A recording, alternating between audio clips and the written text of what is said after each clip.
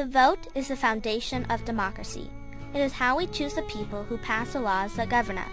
Today, where all adult citizens can vote, it's easy to forget the days when half the population could not.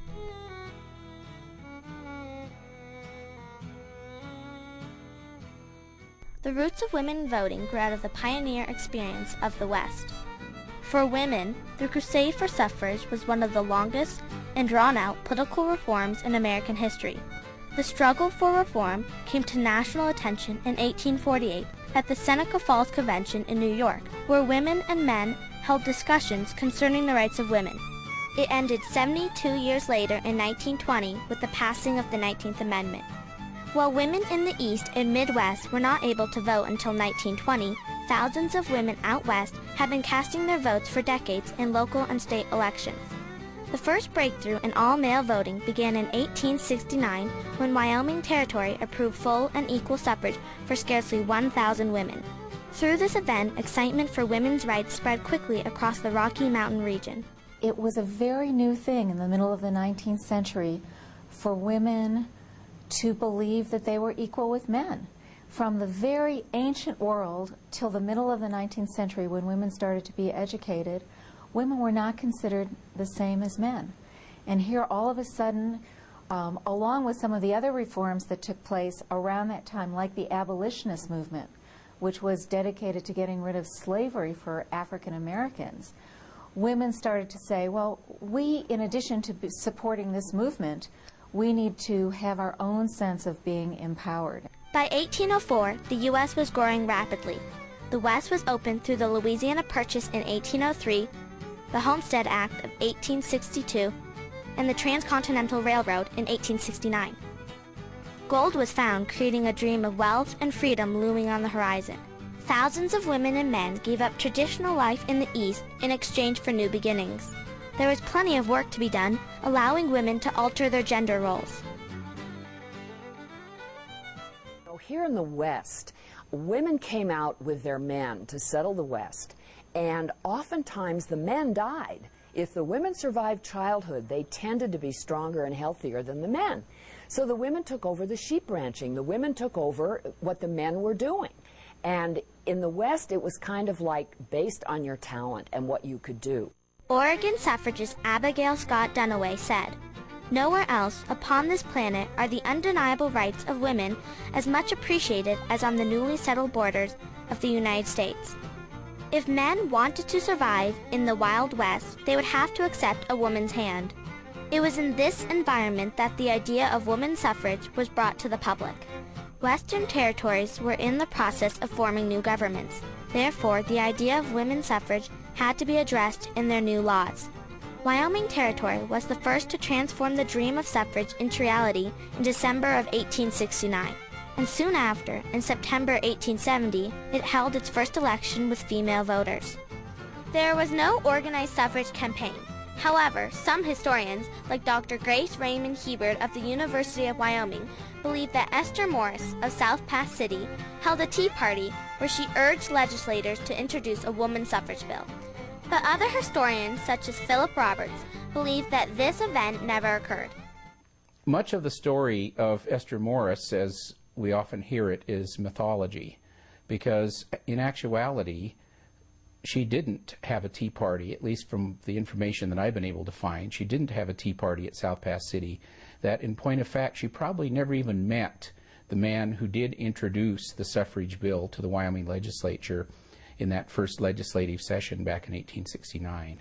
More important to the entire question of suffrage in Wyoming were four people: William Bright, the legislator, William Bright's wife, Julia Bright, who was a young woman who had been very active in suffrage movements back east, and Governor John Campbell, and the Secretary of the Territory, a man by the name of Edward M. Lee. And those were the four people that were really behind getting the suffrage bill passed, in my opinion. The bill was passed and signed into law by Governor Campbell. In Utah, religion clashed with women's rights to create the most unusual suffrage struggle in the West and the nation. When the territorial legislature approved suffrage in 1870, it enfranchised more than 17,000 women. However, unconventional marriage practices, like polygamy, enraged people nationwide. National politicians were convinced Utah women would vote against polygamy, strengthening the move to pass national anti-polygamy legislation. It backfired when more than 6,000 Mormon women protested against outlawing polygamy in Temple Square in Salt Lake City. For the next several years, lawmakers attempted to disenfranchise Utah women through the Edmunds and Cullum Acts. Finally, national lawmakers passed the Edmunds-Tucker Bill in 1887, disenfranchising women from polygamous families.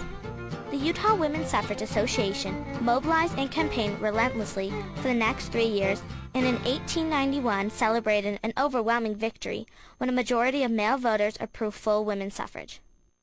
Colorado had followed Wyoming to pass women's suffrage laws, but not after decades of long, hard work by persistent women and men. Women won the battle for the ballot in the midst of the nation's worst economic depression, the Panic of 1893. The struggle started in 1876, when Colorado became a state. There were some supporters in the legislature, like Judge Henry Bromwell and Acopito Viguel, a representative from the southern part of the state. They wanted full female suffrage to be put to the voters. Continuing support came from the East in 1877 when Susan B. Anthony, a leader of the women's suffrage movement, toured the West campaigning the issue. She said, "The women of this nation in 1876 have greater cause for discontent, rebellion, and revolution than the men of 1776. Opposition leaders from religious and secular arenas fired remarks such as, "Who has come to our wonderful state to stir up trouble? Easterners, that's who. Carpetbaggers like this Susan B. Anthony. And do these women know their scriptures? No." From the economic sector, suffragists found little support.